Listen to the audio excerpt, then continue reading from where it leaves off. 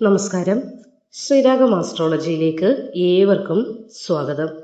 പ്രപഞ്ചത്തിലെ ഓരോ ചലനത്തിനും പിന്നിൽ കൃത്യമായ ഒരു കാരണമുണ്ടെന്ന് വിശ്വസിക്കുന്നു നമ്മൾ ഭാരതീയർ. ഒരാളുടെ ജനനം മുതൽ അയാളുടെ മരണം വരെയുള്ള കാര്യങ്ങളിൽ ഗ്രഹനിലയ്ക്കും നക്ഷത്രങ്ങൾക്കും വലിയ സ്വാധീനവും വലിയ പങ്കുമുണ്ട് എന്ന് നമ്മൾ ആദ്യം മനസ്സിലാക്കേണ്ടതുണ്ട്. പലരും ജ്യോതിഷത്തെ ലളിതമായി കാണാറുണ്ട്. എങ്കിലും ഓരോ ജീവന്റെയും നിയോഗം കുടികൊള്ളുന്നത് ഈ 9 ഗ്രഹങ്ങളുടെയും അതേപോലെ 27 നക്ഷത്രങ്ങളുടെയും വിന്യാസത്തിലാണ് എന്നതാണ് നമ്മൾ ഏവരും ആദ്യം തന്നെ മനസ്സിലാക്കേണ്ടതായ കാര്യം. സൂര്യൻ മുതൽ കേതു വരെയുള്ള ഗ്രഹങ്ങളും മേടം മുതൽ മീനം വരെയുള്ള 12 രാശികളും നമ്മൾ മനുഷ്യ ജീവിതത്തിലെ യോഗങ്ങളെയും ദോഷങ്ങളെയും വരെ നിർണയിക്കുന്നുണ്ട്. നമ്മൾ പലപ്പോഴും പറയാറുണ്ട്, കഠിനമായിട്ട് അധ്വാനിക്കുന്നുണ്ട്, പക്ഷെ ഫലമൊന്നുമില്ല, നീക്കിയിരിപ്പൊന്നുമില്ല, വീട് വരെ പണയത്തിലാണ്, സ്വർണങ്ങൾ വരെ പണയത്തിലാണ്, ആകെ ഒന്നുമില്ലാത്ത അവസ്ഥയിൽ. ഇപ്പോൾ ഇവിടെ സ്വയം നമ്മളെ പഴിക്കുമ്പോഴും മനസ്സിലാക്കേണ്ട പ്രധാന കാര്യം, ഗ്രഹങ്ങൾ അനുകൂലമായാൽ മാത്രമേ എത്ര കഠിനമായി അധ്വാനിച്ചാലും അത് ഫലം ചെയ്യുകയുള്ളൂ. അപ്പോൾ ഗ്രഹങ്ങളും അനുകൂലമാകണം, പ്രയത്നവും ഉണ്ടാകണം, അതോടൊപ്പം ഈശ്വര പ്രാർത്ഥനയും അനിവാര്യമാണ്. ഇന്നത്തെ ദിവസം നമ്മൾ ചർച്ച ചെയ്യാൻ പോകുന്നത് വരാനിരിക്കുന്ന സവിശേഷമായ ഒരു ഗ്രഹമാറ്റത്തെക്കുറിച്ചാണ്. ഐശ്വര്യത്തിന്റെയും സമ്പത്തിന്റെയും പ്രണയത്തിന്റെയും കാരകനായാണ് ശുക്രൻ എന്ന ഗ്രഹം. ആ ശുക്രൻ വരുന്ന മാസം, അതായത് ഏപ്രിൽ 9 തന്റെ സ്വക്ഷേത്രമായ ഇടവം രാശിയിലേക്ക് പ്രവേശിക്കുവാനായിട്ട് ഒരുങ്ങുന്നുണ്ട്.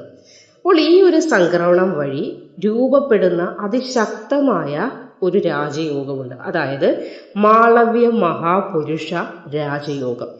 ഇത് ചില നക്ഷത്രക്കാരുടെ ജീവിതത്തിൽ വലിയ മാറ്റങ്ങളായിരിക്കും നൽകുവാനായി പോകുന്നത്. അപ്പോൾ ഏതൊക്കെ നക്ഷത്രക്കാരുടെ ജീവിതമാണ് മാളവ്യ മഹാപുരുഷ രാജയോഗം നിമിത്തം, അതായത് ശുക്രന്റെ അനുഗ്രഹം നിമിത്തം മാറ്റങ്ങളിലേക്ക് എത്തപ്പെടാൻ പോകുന്നത് എന്നതാണ് ഇന്നത്തെ അധ്യായത്തിൽ നമ്മൾ നോക്കുന്നത്.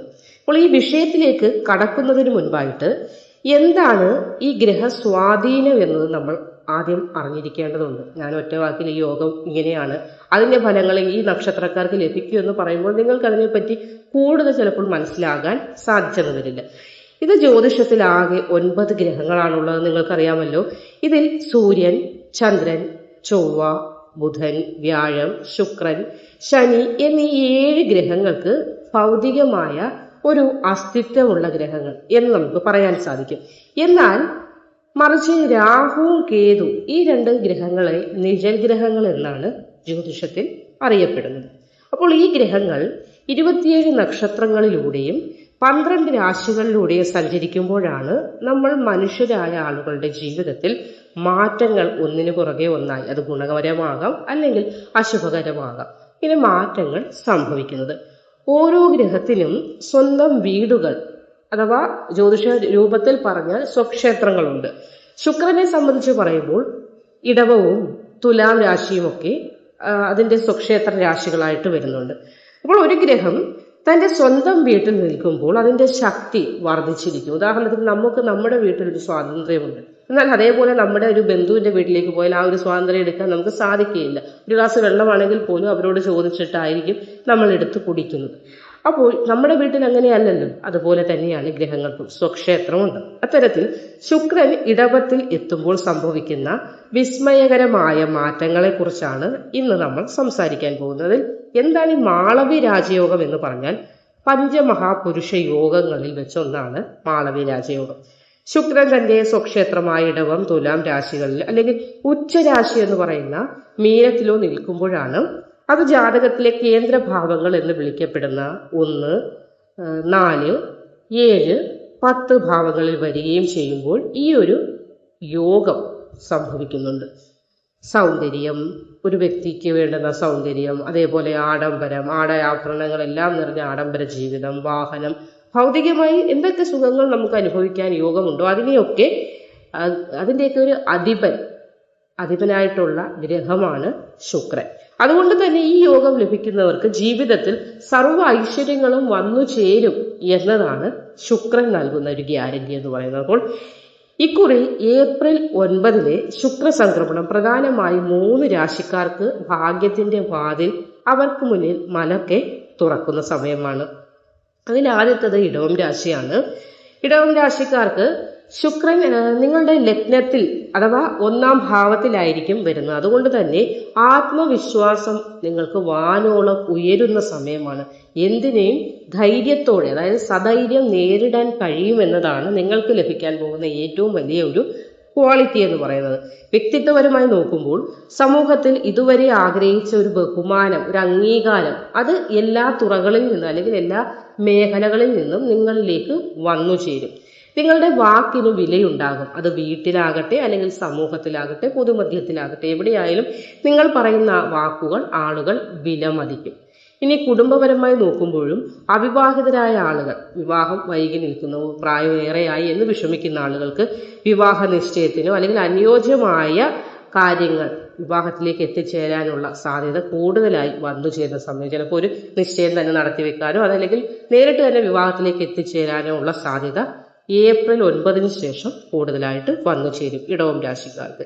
ദാമ്പത്യ ജീവിതത്തിൽ നിലനിന്നിരുന്നത്, അതായത് ദമ്പതികൾക്കിടയിൽ അസ്വാരസ്യങ്ങൾ, വഴക്കോ വക്കാണോ കേസ് പ്രശ്നങ്ങളോ ഉണ്ടെങ്കിൽ അതൊക്കെ മാറി സന്തോഷം വന്നു നിറയും. കാരണം ഇവിടെ സന്തോഷം, സമാധാനം എന്നിവയൊക്കെ നൽകുന്നതായ കാരകത്വം വഹിക്കുന്ന ശുക്രനാണ് നമുക്ക് അനുകൂലമായി വരുന്നത്. ഇത് തൊഴിൽപരമായിട്ട് നോക്കുമ്പോൾ പുതിയ ജോലി അന്വേഷിക്കുന്ന ഇടവം രാശിക്കാരാണെങ്കിൽ മികച്ച അവസരങ്ങളൊക്കെ വന്നു ചേരും. നിലവിൽ ജോലി ചെയ്യുന്നവരാണെങ്കിൽ ശമ്പളം ഉണ്ടാകും, അതേപോലെ ശമ്പള വർധനവുണ്ടാകും, അതേപോലെ പ്രൊമോഷനൊക്കെയുള്ള സാധ്യത ഈ ഒരു കാലയളവ് മുതൽ നിങ്ങൾക്ക് പ്രതീക്ഷിക്കാവുന്നതാണ്.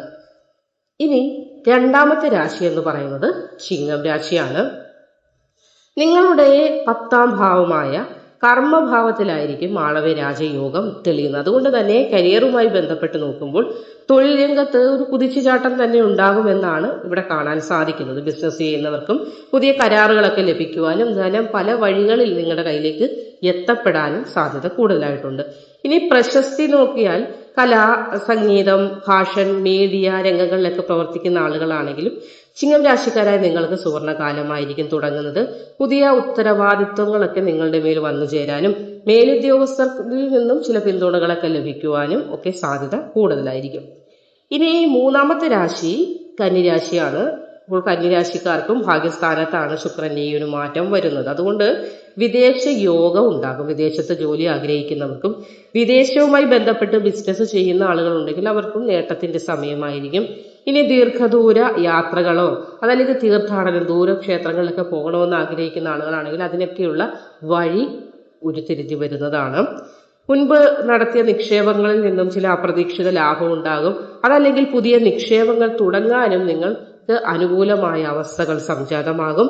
ഏതു കാര്യത്തിലും ഒരു പുനർചിന്തനം നല്ലതാണ് എന്ന് പറയുമ്പോൾ എടുത്തു ചാടാതെ തീരുമാനങ്ങൾ, അതായത് എടുക്കുന്ന തീരുമാനങ്ങൾ ഒന്നുകൂടി വെറുതെ സ്വസ്ഥമായി ഇരുന്നൊന്ന് മനനം ചെയ്യുക, ശരിയാണോ തെറ്റാണോ എന്ന് എടുത്തു ചാടി ഒരു കൺക്ലൂഷനിലേക്ക് എത്താതിരിക്കുക എന്നാണ് ഇവിടെ പറയുന്നത്. അപ്പോൾ പ്രിയപ്പെട്ടവരെ, ജ്യോതിഷം എന്നത് ഇതൊരു വെറും ഒരു പ്രവചനമായിട്ടല്ല കാണേണ്ടത്.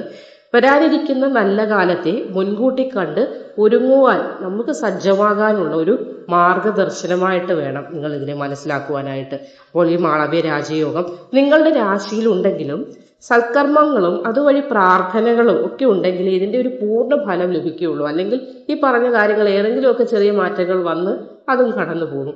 എന്നാൽ പൂർണ്ണമായ പ്രാർത്ഥന, ഇതെനിക്ക് വരാൻ പോകുന്നു എന്ന് അറിഞ്ഞുകൊണ്ടുള്ള സൽക്കർമ്മ അല്ലെങ്കിൽ നല്ല കാര്യങ്ങൾ ചിന്തിച്ച് മുന്നോട്ട് പോയാൽ ഈ ഫലം പൂർണ്ണമായി നമ്മളിലേക്ക് വന്നു ചേരും. കൂടാതെ ശുക്രപ്രീതിക്കായിട്ട് വെള്ളിയാഴ്ചകളിൽ അടുത്തുള്ള ദേവീ ക്ഷേത്ര ദർശനം നടത്തുന്നതും ഉചിതമായിരിക്കും. അപ്പോൾ ഈ അറിവുകൾ നിങ്ങൾക്ക് ഉപകരിച്ചു എന്ന് കരുതുന്നു. നിങ്ങളുടെ അഭിപ്രായങ്ങളൊക്കെ എന്തെങ്കിലും സംശയം ഉണ്ടെങ്കിൽ കമന്റ് ബോക്സിൽ രേഖപ്പെടുത്തുക. ഇതുപോലുള്ള കൂടുതൽ അറിവുകൾക്കായി ശ്രീരാഗ ആസ്ട്രോളജി സബ്സ്ക്രൈബ് ചെയ്യാനും ആരും മറക്കാതിരിക്കുക. ഏവർക്കും നല്ല ദിനങ്ങൾ വന്നു ചേരട്ടെ എന്ന് ആശംസിക്കുന്നു. നമസ്കാരം.